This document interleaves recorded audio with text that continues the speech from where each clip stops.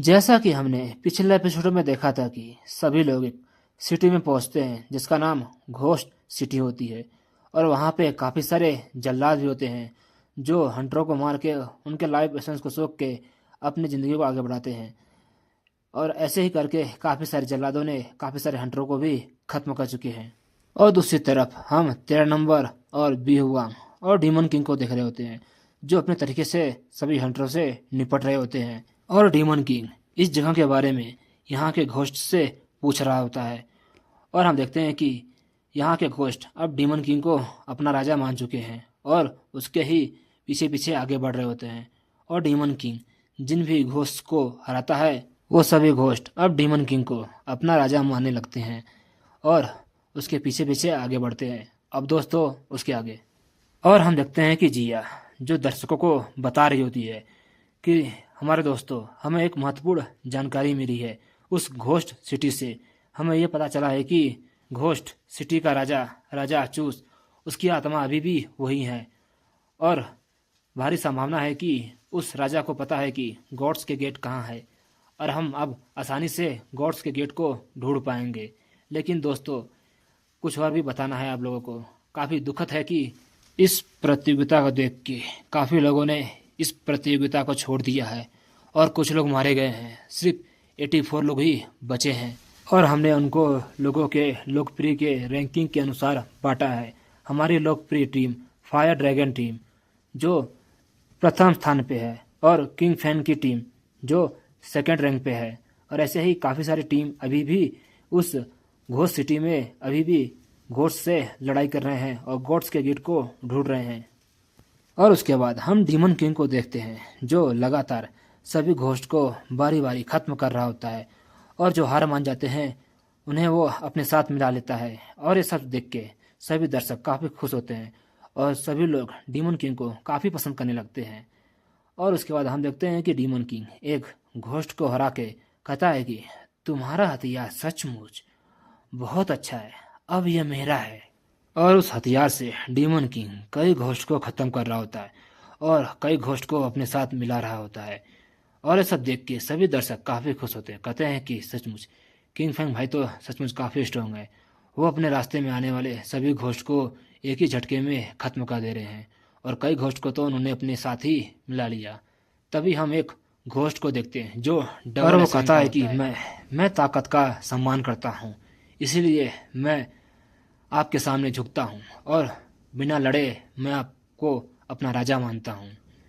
और ये सब देखने के बाद सभी दर्शक कहते हैं कि क्या लगता है कि किंग फैन भाई के सामने तो डबल एस रैंक का घोस्ट भी कुछ नहीं है। सचमुच किंग फैन भाई तो काफ़ी स्ट्रॉन्ग है, उनका मुकाबला कोई भी नहीं कर सकता। और सभी दर्शक देखते हैं कि किंग फैन जो एक पावरफुल हंटर है उसने सभी घोस्ट को हरा के उनकी एक सेना खड़ा कर चुका है। और ये देख के सभी घोस्ट जय जयकार करते हैं, कहते हैं कि हमारे राजा किंग फैन अब उस दुष्ट राजा जूस को हरा के हमें मुक्त कर देंगे। और सब देख के सभी दर्शक काफ़ी खुश होते हैं और किंग फैन को काफ़ी पसंद करते हैं, जिसकी वजह से हम देखते हैं कि king fan fire dragon team से भी कई गुना लोकप्रिय हो चुका है, उसकी रैंकिंग टॉप पे आ चुकी है। और उसके बाद हम नर्स घोस्ट को देखते हैं जिसको 13 नंबर ने आज़ाद किया है। और वो बाहर आके देखती है, कहती है कि कितने साल बीत गए, मैंने बाहर की दुनिया नहीं देखा, लेकिन ये आसमान आज भी वैसा है जो पहले था। तभी वो महसूस करती है कि उसके पास से कोई तो है जो काफ़ी तेज़ी से आगे निकल गया। और वो देखती है और सोचती है क्या ये तो एक इंसान है।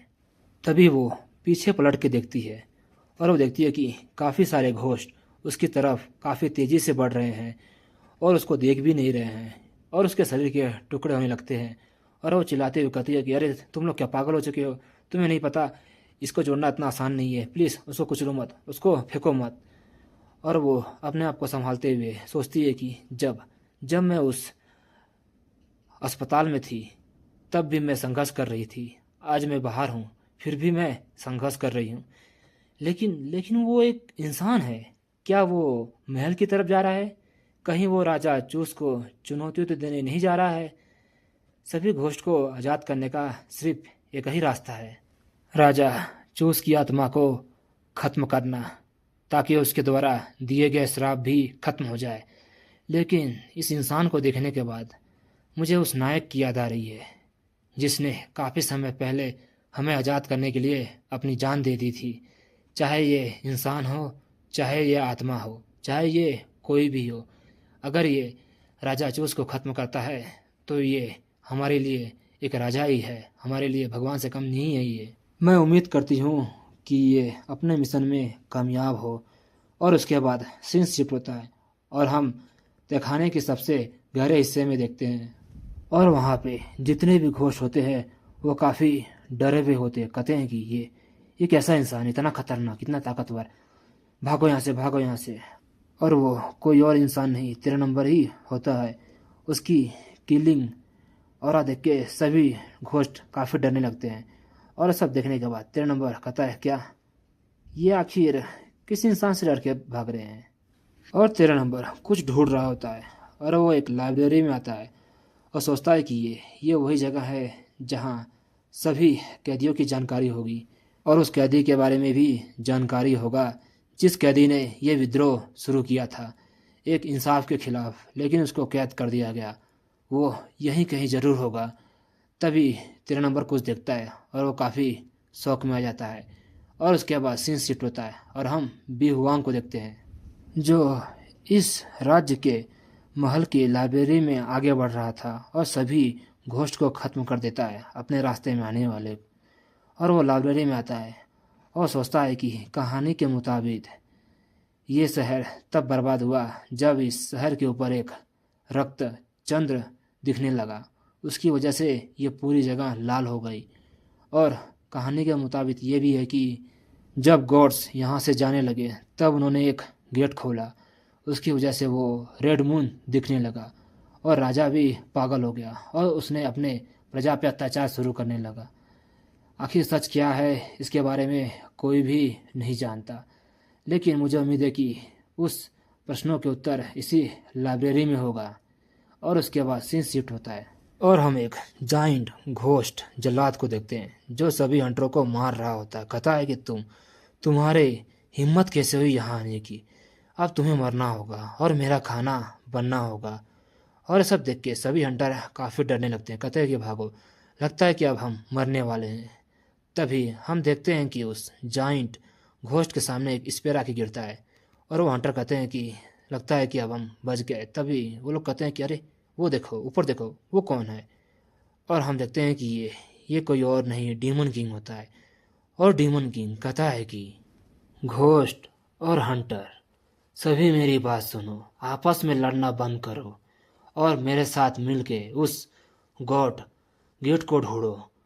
और वो सभी हंटर काफ़ी शौक में आते हैं। कहते हैं कि वो देखो, इतनी बड़ी सेना, आखिर सभी घोस्ट और हंटर लड़ना बंद कर दिए हैं, ये आपस में मिल गए। और वो चिल्लाते हैं कि आओ हमारे साथ मिल जाओ और राजा किंग फैन की सेवा करो। उनके साथ मिल के गॉड्स को गेट को ढूंढते हैं और सभी को मुक्त करते हैं, आओ हमारे साथ मिल जाओ।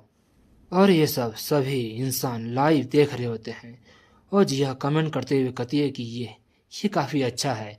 हमारे कप्तान किंग फैन ने सभी घोस्ट और हंटरों के बीच में जो लड़ाई हो रही थी उसको रुकवा दिया और उनको एक साथ करके अब वो महल की तरफ आगे बढ़ रहे हैं ताकि वो राजा चूस को हरा के गॉड्स के गेट को ढूंढ पाए। और दर्शकों, आपके प्यार को देख के हमें ये पता चला है कि अब कैप्टन किंग फैन भाई की टीम ड्रैगन टीम की टीम से कई गुना आगे बढ़ चुकी है और सभी लोग काफ़ी पसंद कर रहे हैं। और उसके हमारे कप्तान किंग फैन होता है और हम डीमन किंग को देखते हैं जो अपनी सेना लेके महल के पास पहुंच चुका है और सभी लोग नारे लगा रहे हैं कि राजा को हराओ, इस जगह को मुक्त करो और गॉड्स के गेट को ढूंढो।